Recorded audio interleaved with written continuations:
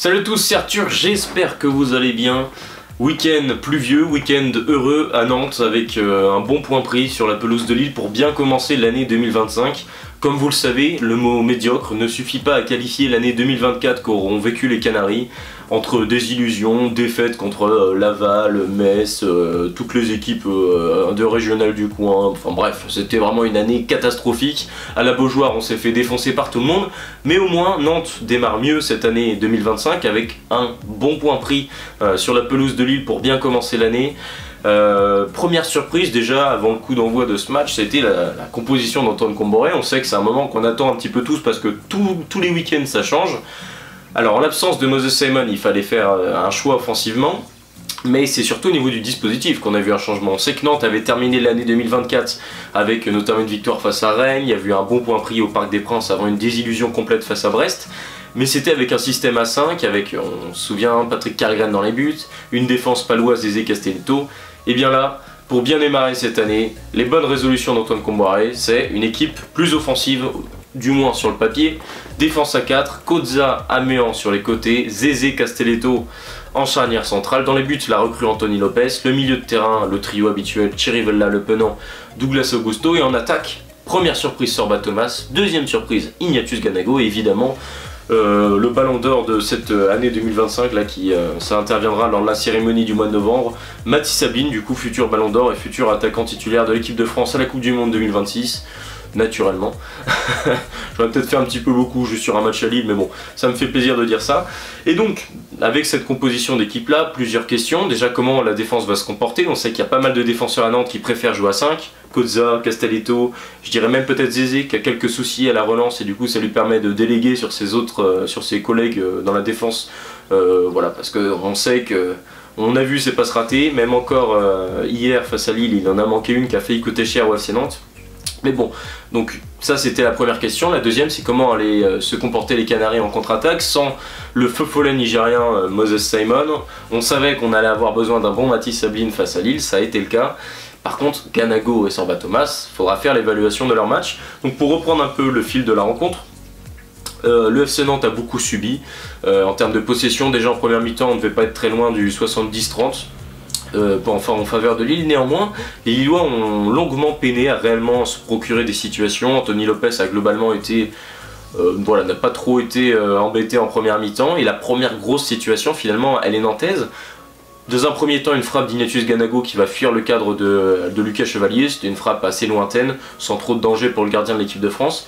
Par contre, là, c'est la seconde occasion, c'est sur un super déboulé de Mathis Sabine qui va prendre de vitesse Bafodé Diakité, qui est quand même un défenseur assez rapide.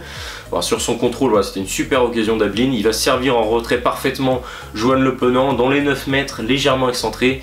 Et là, précipitation, manque de lucidité, peut-être aussi une technique pas forcément assurée. En tout cas, la frappe de Le Penant va être complètement écrasée et va fuir le cadre.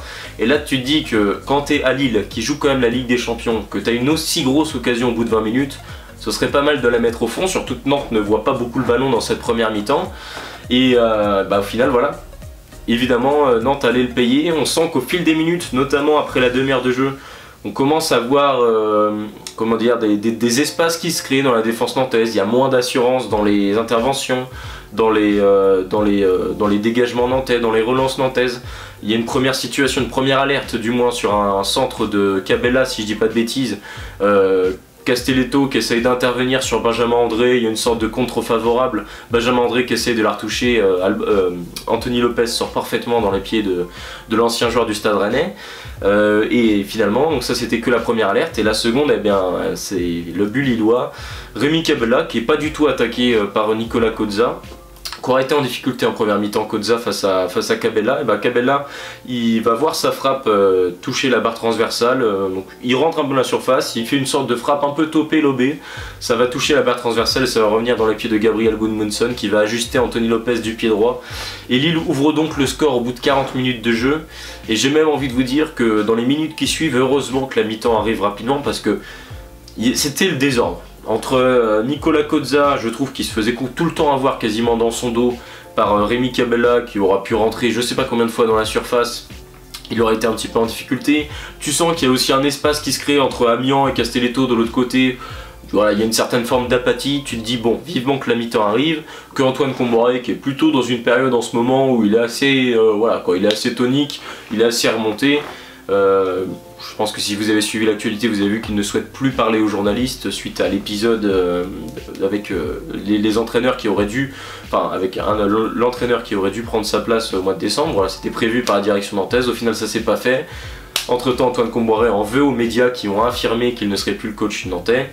Il est toujours là et il en profite donc pour faire entendre son mécontentement, et il a certainement aussi fait entendre son mécontentement sur la première mi-temps nantaise, même si c'est pas si mauvais que ça parce que Nantes aura bien coulissé, aura bien défendu globalement tout au long de la rencontre, mais le fait que Nantes soit mené à la mi-temps et au vu de ses 15-10 dernières minutes en première période, bah, ça laisse imaginer le pire pour le FC Nantes, surtout qu'on sait que quand les Canaries sont menés, en général ils reviennent jamais.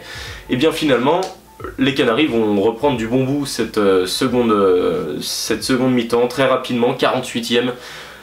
Nantes va égaliser, du moins le croit-on.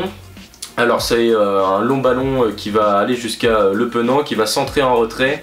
Non, c'est un centre de Sorba Thomas pardon, qui va être sorti par Lucas Chevalier. Ça va revenir dans les pieds de Mathis Abeline qui va être gêné par un défenseur lillois. Ensuite Le Penant revient un petit peu, retour de hors-jeu, et c'est ça qui va faire annuler le but pour remiser sur Douglas Augusto qui va être serré par deux Lillois et qui va nous sortir une talonnade mais magnifique, sortie de l'espace. J'ai bavé devant ma télé tellement c'était magnifique. Enfin, voilà, c'était vraiment splendide pour Ignatius Ganago. L'histoire aurait été magnifique parce que c'est son dernier match avec le FC Nantes pour le Camerounais, et il va tromper du coup au second poteau Lucas Chevalier. À ce moment là on dit que Nantes est parvenu à revenir dans le match, que Nantes a peut-être fait le plus dur. L'histoire est belle en plus pour Ganago qui avait plus marqué depuis je crois que c'était la fin d'année 2022-2023, la fin de saison, et le but du maintien face à Angers, donc ça commence à faire belle lurette quand même. Et donc voilà, Nantes revient, du moins le croit-on, puisque Jérémy Pignard va annuler le but sur un retour de hors-jeu de Le Penant. Alors son retour de hors-jeu, effectivement au vu des images il est incontestable parce qu'il est dans sa course de revenir, mais ça fait quand même déjà assez longtemps qu'il est revenu et qu'il n'est plus hors-jeu. Malheureusement ouais, c'est juste qu'il a foncé vers le ballon. S'il avait plus pris le temps de se retourner dans le sens du jeu, du coup il n'aurait pas été hors-jeu, mais bon c'est vrai que c'était pas forcément naturel. C'est pas forcément mal joué de la part de Le Penant, mais bon, au final, ça fait quand même 2 fois où tu te dis que Le Penant manque une occasion de permettre au FC Nantes de revenir au score. Mais au moins, on voit un FC Nantes plutôt à réaction, même si Lille a toujours le ballon. Mais Lille va avoir du mal. Lille va avoir du mal à se procurer de nouvelles occasions et à bouger ce bloc nantais vraiment solide en deuxième mi-temps.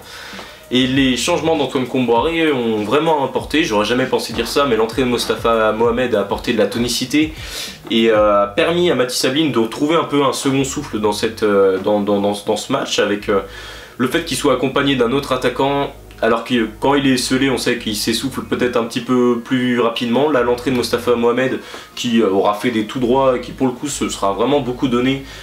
Moi ça m'a plutôt plu d'ailleurs, hein, globalement son entrée. Et bien justement sur un nouvel exploit de Mathis Abeline qui va crocheter, genre je sais plus si c'est Aïssa Mandi, peut-être bien, il me semble que c'est Aïssa Mandi ou Benjamin André, et pour donner en retrait à Mostafa Mohamed, il contrôle dans la surface et il est taclé par Bafodé Diakité. Décidément un match compliqué pour le joueur lillois. Et penalty pour le FC Nantes, on joue la 66e à peu près je dirais. Et Nantes ne va pas manquer l'occasion, ne va pas manquer cette seconde occasion de revenir au score. Mathis Abeline transforme ce penalty et s'offre son 4e but de la saison. Nantes revient donc au score, assez logiquement finalement parce que Lille n'aura pas eu de grosses situations. Et derrière, donc voilà, au passage sur ce penalty, il y a eu une histoire entre Mostafa Mohamed et Mathis Abeline. Mostafa Mohamed qui voulait le tirer, je crois que c'est Amiens qui est venu lui prendre le ballon dans les mains pour le donner à Abeline, parce que c'est Mostafa Mohamed qui venait de subir la faute, et puis globalement pour récompenser aussi le match d'Abeline qui aura beaucoup donné à ses coéquipiers qui auront beaucoup raté. Globalement, dans la suite de la rencontre, il ne s'est pas passé énormément de choses, beaucoup de cartons jaunes pour à la fois les Nantais et à la fois les Lillois. Les deux équipes ne voulaient pas perdre le match et globalement dès qu'il y avait un décalage qui se crée, eh bien on voyait soit le défenseur nantais soit le défenseur lillois faire des fautes et donc carton jaune. Il y a eu une pluie de cartons jaunes.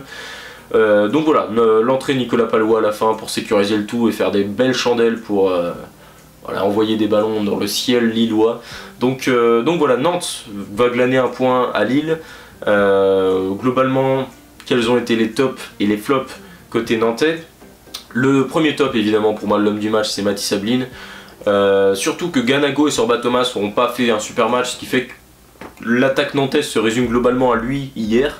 Et en l'absence de Moses Simon, il a pris ses responsabilités et on a retrouvé ce Matisse Ablin de la fin de saison dernière. Son mois de décembre était plutôt bon déjà, avec notamment le but au Parc des Princes, son dernier match face à Drancy qui était très bien. Et là du coup il démarre très bien l'année 2025 avec certes un but mais surtout un match vraiment complet où il aura vraiment donné des bons ballons à ses coéquipiers, il aura fait mal à la défense lilloise qui est quand même une défense très athlétique, ils sont quand même assez costauds, assez rapides, assez complets. Et bien Matisse Ablin aura quand même réussi à leur jouer des mauvais tours et donc voilà, pour moi c'est l'homme du match et félicitations à lui parce qu'à 21 ans ce qu'il fait c'est très bien, c'est pas facile de jouer attaquant au FC Nantes et là pour le coup sur ce match là il a complètement rempli son rôle donc félicitations à lui.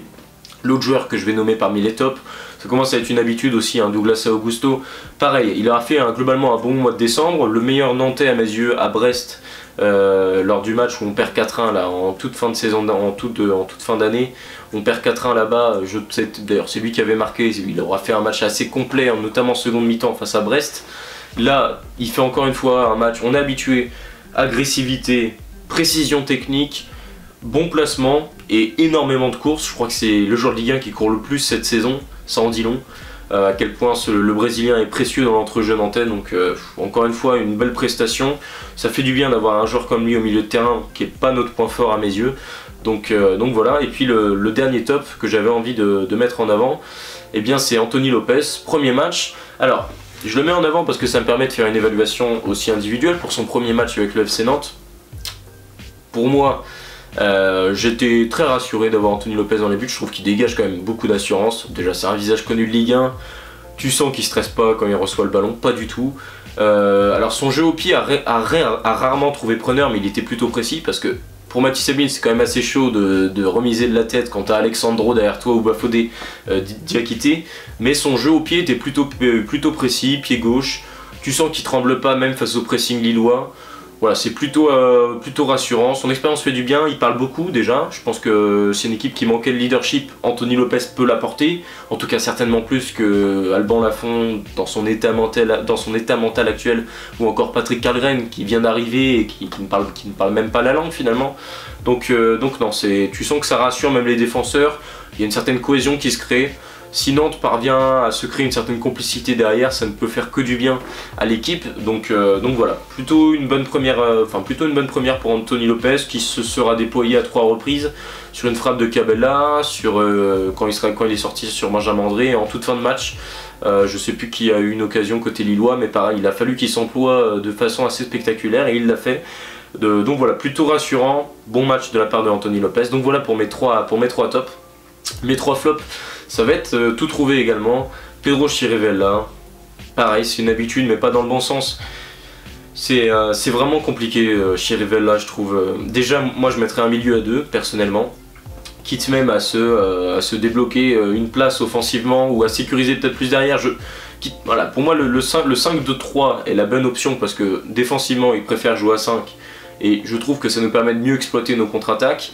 Et avoir un duo au milieu de terrain assez complémentaire, moi je trouve ça intéressant parce que là je trouve que déjà ils ont entre Le Penant et Chirivella, même Douglas Augusto, il y a des profils qui se ressemblent un petit peu et Chirivella dans cette position de 6 assez bas, en fait un peu premier relanceur, on se rend compte que finalement c'est souvent Augusto qui est le premier relanceur côté nantais. Ouais, je pense qu'il a du mal à trouver sa place, il court beaucoup vers les attaquants qui le dribblent sans trop de difficulté parce que c'est pas un vrai numéro 6.